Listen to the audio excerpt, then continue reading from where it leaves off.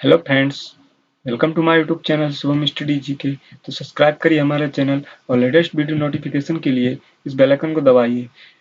तो फ्रेंड्स, आज के हमारा लेक्चर नंबर 1 है। इस लेक्चर में हम मानव की उत्पत्ति और प्रस्तर युग की शुरुआत का टॉपिक है। इस टॉपिक से हम प्राचीन इतिहास के बारे में आज से हम शुरुआत कर रहे हैं, जिसमें हम मानव के कपि से लेकर के किस तरह से आधुनिक मानव होमो सेपियंस का विकास हुआ, किस तरह से उसने 4 पैरों के स्थान पर 2 पैरों का यूज करना स्टार्ट किया, ये सारा का सारा जानने वाले हैं।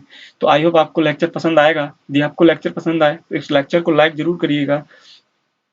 तो और यदि आपने अभी तक हमारे चैनल को सब्सक्राइब नहीं किया है तो सब्सक्राइब कर लें, जिससे आपको हर वीडियो और हर की नोटिफिकेशन आप तक मिलती रहे। चलिए शुरू करते हैं। तो फ्रेंड्स, आज से हम प्रस्तर युग यानी आदि मानव के बारे में पढ़ने वाले हैं। ये जितना भी आपको डाटा जो कि पीडीएफ में है मिलने वाला है, इसके जरिए आपको ये सारा का सारा डाटा एनसीईआरटी की बुक से, जो आर.एस. शर्मा की बुक्स है, प्राचीन भारत की, प्राचीन इतिहास की, उसी से रिलेटेड है, सारा का सारा मिलने वाला है। जो ये प्राचीन इतिहास का जो सेक्शन है, ये मानव की उत्पत्ति से लेकर के इस्लामिक उदय जब तक नहीं होता है, जब तक भारत में इस्लाम का आगमन नहीं होता है, तब तक का पोर्शन होता है। इसके बाद जो होता है, इसका मिडिवल हिस्ट्री चालू हो जाती है, तो अलग टॉपिक है। लेकिन हमने आज से हम शुरू करते हैं प्राचीन इतिहास। इस ये जो इतिहास है, इसको आप इतनी डिटेल्स में होने वाले हैं ये वीडियो, जिसके जरिए आप यूपीएससी, पीसीएस कोई भी एग्जाम हो स्टेट लेवल का, आप आसानी से क्रैक कर सकते हैं। और मेरा दावा है कि यदि आपने लेक्चर अच्छे से देखा, अच्छे से डिस्कस किया, उसको एक बार आराम से देखा पीपीटी को, तो आई होप आपको बहुत आसानी से लेक्चर समझ में आएगा। एक एक पॉइंट को आसानी से डिस्कस करने वाले हैं, सब आपको बताने वाला हूं, तो आपको लेक्चर जरूर पसंद आएगा, इतनी मैं कामना करता हूं। तो चलिए वीडियो को शुरू करते हैं। आदि मानव की शुरुआत। इससे मानव की शुरुआत से पहले ये जान लेते हैं कि आखिर हमारी पृथ्वी का विकास कैसे हुआ। तो मेरा मानना है, या एनसीईआरटी कहती है कि जो 400 करोड़ वर्ष पूर्व जो पृथ्वी हमारी पुरानी है, ये पृथ्वी कई लेयरों में उसकी उत्पत्ति हुई। जो इसकी जो अंतिम लेयर है, उसको चतुर्थकी कहते थे, जो क्वार्टिनरी बोलते थे। जैसे कि मान लो ये लेयर नंबर 1 है, ये लेयर नंबर 2 है, ये लेयर नंबर 3 है, और लेयर नंबर 4th है। तो ये जो लेयर है, एक के ऊपर लेयर के बाद एक सभ्यता, इसके बाद दूसरी सभ्यता, इसके बाद तीसरी सभ्यता, इस तरह सभ्यता का विकास हुआ। और अंततः जो मानव की उत्पत्ति, जो पृथ्वी की जो आप भौगोलिक संरचना वर्तमान में देखते हैं, उसकी जो क्वार्टिनरी, इसको क्वार्टिनरी बोलते हैं, चतुर्थकी बोलते हैं, उसकी उत्पत्ति लगभग 400 करोड़ वर्ष पूर्व माने जाता है, ऐसा अनुमान है वैज्ञानिकों का। ठीक है फ्रेंड्स। और जो भू वैज्ञानिकों ने इसकी के आधार पर जो विकास क्रम हुआ, उसी को समय के रूप में माना। इयॉन, एरा, पीरियड, इपोक और एज के रूप में जाना। इसमें सबसे बड़ा महाकाव्य खंड होता है, इसको इवोन बोलते हैं। इवोन को कई पार्टों में, 4 भागों में बांटा गया इसको। ठीक है फ्रेंड्स, जिसको आगे हम वीडियो में बताने वाले हैं आपको। इसके बाद एरा आता है, अनेक मिलियन वर्ष पूर्व पुराना। इसके बाद पीरियड, युग में हम हिंदू धर्म के अनुसार युग को विस्तृत करने वाले हैं, सतयुग, त्रेता, द्वापर, कलयुग। और इसके बाद एज आएगा। ठीक है फ्रेंड्स। तो आई होप लेक्चर बहुत ही इंटरेस्टिंग होने वाला है, तो अंत तक लेक्चर को जरूर देखिएगा। चलिए आगे बढ़ते हैं। बात करते हैं इयॉन से। इयॉन को अभी मैंने बताया 4 पार्टों में बांटा गया है, हेडियन, आर्कियन, प्रोटोरोजिक और फेनोरोजिक। जो हेडियन, आर्किक और प्रोटोजोइक है, इन तीनों को मिलाकर के जो होता है पूर्व कैम्ब्रियन युग का की अवधारणा देते हैं, कि पूर्व कैम्ब्रियन काल कहते हैं इनको। और जो अंतिम है फेनोरोजिक, इसको कैम्ब्रियन काल की संज्ञा देते हैं। ऐसा माना जाता है कि जो जीवाश्म की उत्पत्ति, यानी जीवाश्म क्या होते हैं, जीवाश्म वो होते हैं जो मानव या पेड़ पौधों के जो मरे गड़े साक्ष्य होते हैं, जो पृथ्वी के नीचे जमीन पे गड़े होते हैं, उनको जीवाश्म बोलते हैं। ठीक है। इनकी उत्पत्ति लगभग 50 करोड़ वर्ष पूर्व मानी जाती है। और कशेरुकी जंतु अब क्या होते हैं, कशेरुकी जंतु वे जंतु होते हैं जिनमें रीढ़ की हड्डी पाई जाती है, उनको कशेरुकी जंतु बोलते हैं। तो ये इनकी उत्पत्ति लगभग 40 करोड़ वर्ष पूर्व मानी जाती है, ऐसा अनुमान है। और जो डायनासोर हुए, जो इनको आप शायद किसी ने देखा नहीं, 20 करोड़ वर्ष पूर्व इनकी उत्पत्ति हुई थी, और लगभग 1 करोड़ वर्ष तक ये जीवित रहे पृथ्वी पर। और स्तनधारी जीवों, जो कि अपने बच्चों को दूध स्वयं पिला सकते थे, 7 करोड़ वर्ष पूर्व माना जाता है। और जो मानव को उत्पत्ति जो पृथ्वी पर हुई, 10 लाख वर्ष पूर्व मानी जाती है, 10 लाख पूर्व मानी जाती है, ऐसा इतिहास कहता है। इतिहास ये भी कहता है कि जो हमारे महाभारत, रामायण और जितने भी ये ग्रंथ हैं, गीता ईता वाले, ये सारे के सारे ये ग्रंथ तो ऐसे ही लिखे गए, लोगों के द्वारा लिखे गए। इनकी उत्पत्ति पृथ्वी में हुई नहीं कभी, ऐसा इतिहास मिलता है, मानता है। क्योंकि इसके जो साक्ष्य हैं कहीं मिलते ही नहीं है।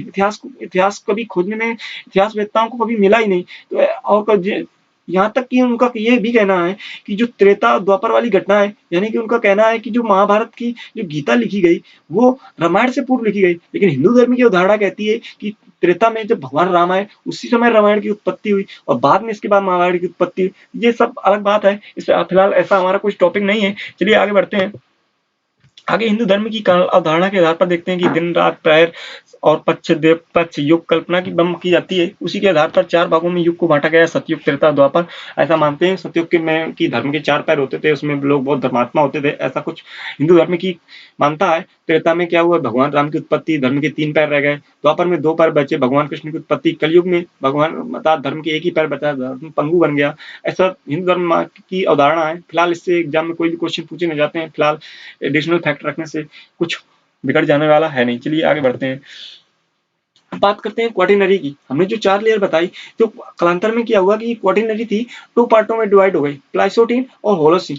जो वैज्ञानिकों का अनुमान है, जो चार्ल्स लायन हुए, उन्होंने प्लाइसोटीन नाम दिया इसको 1839 में। किसने दिया?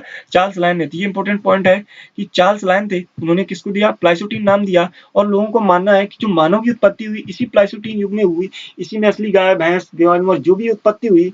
और एक बात और इम्पोर्टेंट बहुत, जितनी भी मानव की उत्पत्ति, प्राचीन मानव की उत्पत्ति हुई, ये भारतीय उपमहाद्वीप, एशिया महाद्वीप में, लगभग एशिया महाद्वीप के जो दक्षिणी हिस्सा है वहां पे हुई। यानी कि अफ्रीका वाला जो पोर्शन पाया जाता है वहां पे लगभग मानव की उत्पत्ति सबसे पहले हुई, क्योंकि वहां की जो जलवायु है बहुत ही गर्मी वाली जलवायु है, ग्रीष्म जलवायु है। और जो मानव की उत्पत्ति सबसे पहले हुई तो वो क्या हुई, जैसे आपको एक बताता हूँ। जैसे एक हमारी पृथ्वी गोलाकार है, ये बीच में हो गई विषुवत रेखा, ये मकर रेखा और ऊपर ये कर्क रेखा। जो मानव की उत्पत्ति हुई है, ये कर्क रेखा और मकर रेखा के बीच वाले पार्ट, इसको बोलते हैं उष्णकटिबंधीय क्षेत्र। इसी में मानव की उत्पत्ति हुई सबसे पहले, ऐसा वैज्ञानिकों का अनुमान है। तो जो अफ्रीका महाद्वीप है वो लगभग विषुवत रेखा के पास तीनों, क्योंकि तीनों रेखाएं पड़ती हैं, तो इसमें तो मकर रेखा, विषुवत रेखा और कर्क रेखा वाला पोर्शन तीनों आता है। इसलिए जो अफ्रीका महाद्वीप है इसी में मानव की उत्पत्ति सबसे पहले हुई है, ऐसा वैज्ञानिकों को मानना है। और इसमें जब सामूहिक रूप से इन पशु और मानव को सम्मिलित किया गया, उनको बिला फ्रांसीसी जंतु समूह दिया गया नाम, बिला फ्रांसीसी जंतु समूह नाम दिया गया। प्लाइसोटीन युग में मानव की उत्पत्ति हुई। इसके बाद इसको आधुनिक सबसे प्राचीन मान सकते हैं, युवा वर्ष के रूप में अति नूतन बोलते हैं। इसके बाद जो होलोसिन आया, जो कि आज तक हम जिस युग में जी रहे हैं उसको अद्यतन, आज तक चल रहा है 10,000 वर्ष से, इसको अद्यतन कहते हैं। यानी कि आज तक जो, हाँ, तो क्वेश्चन ये बनता है कि आखिर हम किस क्वाटिनरी में जी रहे हैं। तो हम जिस क्वाटिनरी में जी रहे हैं फिलहाल वो होलोसिन है, लेकिन जब मानव की उत्पत्ति थी वो कौन सी क्वाटिनरी थी? वो प्लाइसोटीन थी। ठीक है फ्रेंड्स, चलिए आगे बढ़ते हैं। आगे मानव का विकास किस तरह हुआ, किस तरह रामापिथेकस आया। रामापिथेकस, ऑस्ट्रेलियोपिथेकस, महाकपि, निएंडरथैल, होमो सैपियंस, ये सारा क्रम है। एक तरह से एग्जाम में पूछा जा सकता है यूपीएससी लेवल में कि इनका क्रम बताइए, तो ये आप याद रख सकते हैं इनको। ठीक है फ्रेंड्स, इसमें कोई बुराई नहीं है। तो फ्रेंड्स हमने क्या देखा कि मानव की जो विकास क्रम हुआ, तो क्या हुआ, ऐसा मानते हैं कि मानव की उत्पत्ति जो जल से हुई, लेकिन धीरे धीरे जो मानव की उत्पत्ति कपि के रूप में हुई, तो वो कपि क्या हुए, 4 पैरों से चलते थे तो जंगलों की ओर भागे। जंगलों में, उष्णकटिबंधीय क्षेत्रों में जंगलों से जब धीरे धीरे कपि क्या हुए, जब जंगलों में उनको फल फूल खाने में थोड़ी दिक्कत पड़ी, तो अगर संघर्ष चालू हुआ तो उन्होंने क्या हुआ, जंगलों से बाहर निकल आए। जब जंगलों से बाहर निकल आए, अपनी जलवायु परिवर्तन हुआ, उनका जलवायु परिवर्तन के कारण जंगलों की सीमा तक आ पहुंचे, धीरे धीरे जंगलों से बाहर निकले। तो क्या हुआ कि जंगलों से बाहर निकले तो उन्होंने उस तरह से अपने आप को ढालना चाहा, जैसी जलवायु बाहर की वैसे अपने आप को ढालने की कोशिश की। इस ढालने की कोशिश में क्या हुआ कि उनके जो ढालने की कोशिश थे, अब क्योंकि जब जंगलों से बाहर आएंगे तो उनको किसी न किसी संघर्ष हुआ, जंगली जानवरों से संघर्ष हुआ, पालतू जानवर हिरण वगैरह चीते जो भी थे उनसे संघर्ष करना पड़ा। तो उन्होंने संघर्ष के दौरान क्या हुआ कि उन्होंने पत्थर के टुकड़े पाए, जो पत्थर पसार पाए, उनसे क्या हुआ, उन्होंने अपने दोनों जो आगे वाले पैर थे, जिनका उपयोग चलने में किया करते थे, चारों पैरों का, उनके जो आगे वाले पैरों थे, उन्होंने उस पत्थरों को यूज करके अपना शिकार किया, अपनी रक्षा की, जलवायु परिवर्तन में उनको सहयोग किया। तो उनके धीरे धीरे जो आगे वाले दोनों तो पैर थे, उनको काम करना क्या किया, उन्होंने उनको चलने के कारणों से मुक्त कर दिया। और धीरे धीरे मानव क्या हुआ, कमर लचकाए हुए, गर्दन टेढ़ी किए हुए नीचे की ओर चलता था और अपने दोनों हाथों का उपयोग किया करता था। अब उनको दोनों हाथों में हमेशा पसार रहते थे। ठीक है फ्रेंड्स, तो ये जो मानव निकल के आया, ये कालांतर में क्या गया, रामापिथेकस कहलाया। क्या कहलाया? रामापिथेकस कहलाया। इसकी उत्पत्ति लगभग 3.5 से 2 करोड़ वर्ष पूर्व ऐसा माना जाता है। ठीक है फ्रेंड्स, चलिए आगे बढ़ते हैं। ये देखिए, आप इस देख पा रहे होंगे, ये रामापिथेकस का चित्र है। इसके जी ये दोनों हाथ में पसार लिए हुए, कमर लचकी हुई है, गर्दन टेढ़ी है, नीचे की ओर झुकी हुई है, अर्थात इससे आप जान सकते हैं कि इसकी दृष्टि नीचे की ओर है, यानी कि ये दृष्टि सीधी नहीं फैला सकता है।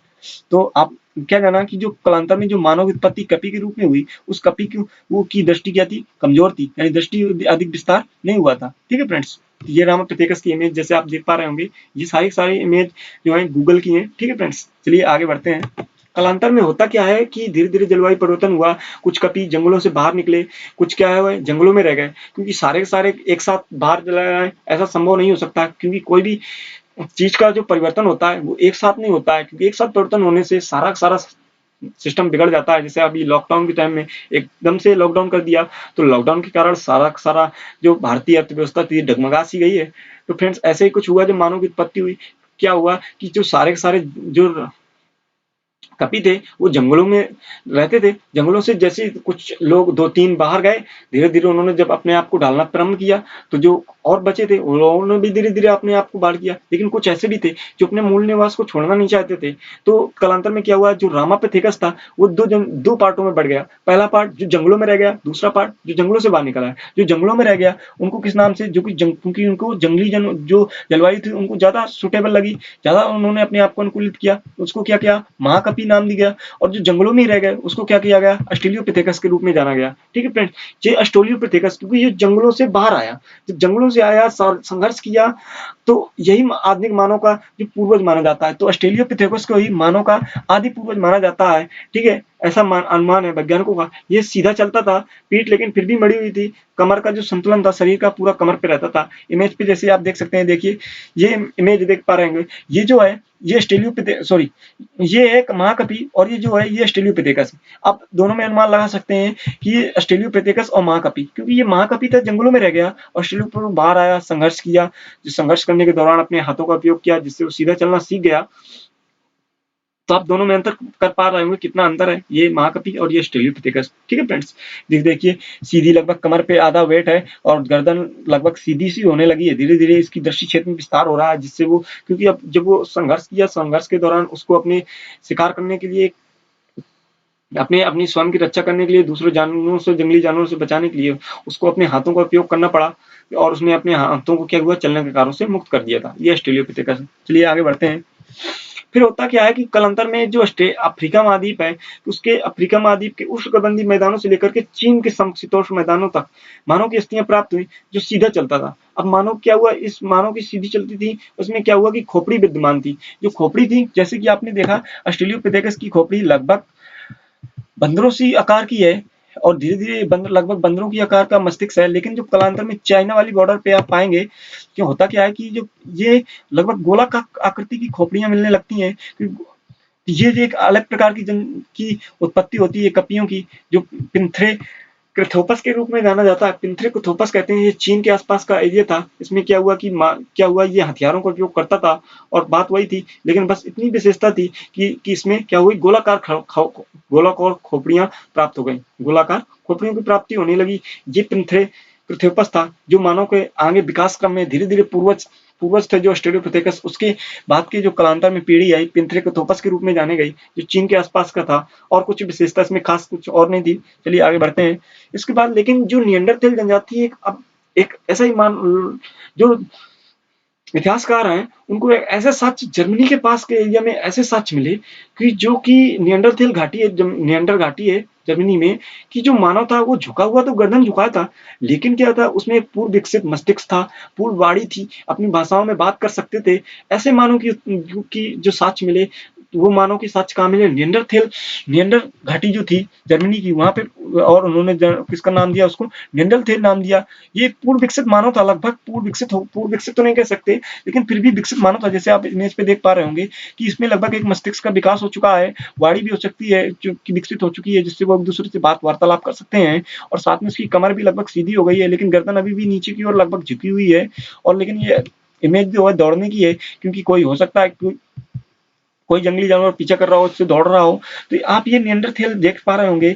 ये जो आप अभी तक इमेज जो देखी है, ऑस्ट्रेलियोपिथेकस हो, रामापिथेकस हो, या इसके बाद पिंथरेक्रिथोपस हो, उसके बाद ये निएंडरथैल है, ये लगभग विकसित हो गया था मानो। उसकी है आकृति इमेज देख पा रहे होंगे कि जो इसका चेहरा है लगभग गोलाकार आकृति में आ गया है, वाणी भी विकसित हो गई, मस्तिष्क भी विकसित हो गया, लगभग मानव जो आधुनिक मानव को नहीं कह सकते, लगभग मानव जो विकसित होने की कगार पे पहुंच गया था। यानी कि अब वाड़ी में आ गई बोलना, बस उसका रहन सहन रह गया। ठीक है फ्रेंड्स, तो ये निएंडरथैल हुआ। इसके बाद कालांतर में होता क्या है कि आगे बढ़ के ये 40,000 वर्ष पूर्व लगभग रहे होमो सेपियंस की उदय हुआ, जिसको हम आधुनिक मानव की संज्ञा देते हैं। ये होमो सेपियंस क्या थे, यही जिनको मानव का जंतु वैज्ञानिक नाम होमो सेपियंस है, तो इन्हीं की उत्पत्ति हुई। इस तरह की जो मानव है इसकी उत्पत्ति कालांतर में पहले कभी नहीं देखी गई, क्योंकि ये जो मानव था इसकी जो आगे की जो ठोड़ी थी ये कुछ उभरी हुई थी, खोपड़ी क्या थी, गोलाकार थी। अनेक प्रजातियां मिली जिन जैसे कि मान ले क्रोमेमेनन, ग्रिमाल्डी, चार्ल्स लेड और सारी बड़ी बड़ी जंतियां जो भारतीय उपमहाद्वीप, एशिया उपमहाद्वीप, अफ्रीका महाद्वीप आदि में भी देखने को मिली, जैसे काकेशस, मंगोलॉइड, निक्रोइड। ये जो मंगोलॉइड और निक्रोइड है ये चीन वाले एरिया में देखने को मिला, तो होमो सेपियंस के रूप में जानी गई। तो होमो सेपियंस जो मानव विकसित हुआ, इमेज पे देख सकते हैं आप कि ये जो मानव है, ये जो मानव की उत्पत्ति है लगभग आधुनिक मानव है, होमो सेपियंस की संज्ञा देते हैं जिसको। ठीक है फ्रेंड्स, ये जो मानव का विकास क्रम जैसे कैसे कैसे मानव का विकास हुआ धीरे धीरे, उसकी आप एक झलक देख सकते हैं कि कितना अंतर है ये होमो सेपियंस जो मानव आधुनिक मानव है और ये रामापिथेकस से लेकर के ऑस्ट्रेलियोपिथेकस निएंडरथैल जनजाति है, और साथ में ये मानव सेपियंस होमो सेपियंस का रूप लिया। तो किस तरह से मानव का विकास हुआ हमने जाना। चलिए एक शॉर्ट में आपको बता देता हूँ कि किस तरह से मानव ने विकास किया। जितना हमने पढ़ा पूरा लेक्चर उसका सार क्या निकला, चलिए एक झलक में देख लेते हैं। जैसे कि मानव की उत्पत्ति पहली बात कहाँ पे हुई, तो इमेज पे देख सकते हैं ये कर्क रेखा और ये मकर रेखा के बीच के यानी कि जो उष्णकटिबंधीय क्षेत्र में मानव की पहली बार उत्पत्ति हुई लगभग 10 लाख वर्ष पूर्व माने जा सकते हैं। और जो आधुनिक मानव होमो सेपियंस की उत्पत्ति लगभग 40,000 वर्ष पूर्व मान सकते हैं। कपि के रूप में मानव का विकास हुआ। ठीक है, इसके बाद कुछ मानव क्या हुए, जंगलों से बाहर आए, जिनको जंगलों से और कुछ क्या हुए, जंगलों में रह गए। जो जंगलों में रह गए उनको महाकपि की संज्ञा दी गई। जो जंगलों से बाहर आए उनको क्या किया गया, ऑस्ट्रेलियोपिथेकस की संज्ञा दी गई। और ये दोनों किसके भाग थे, रामापिथेकस के भाग थे। ठीक है, अब कालांतर में किया हुआ है, जर्मनी के पास जो निएंडर घाटी है वहां पे निएंडरथैल जनजाति की उत्पत्ति लगभग देखने को मिली। और निएंडरथैल जनजाति देखने को मिली जिसमें क्या हुआ, मस्तिष्क पूर्ण विकसित था और वाणी भी विकसित हो चुकी थी, भाषा का विकास हो चुका था, जो कि कालांतर में एक अच्छे विकसित जंतु के रूप में विकसित होता जा रहा था धीरे धीरे।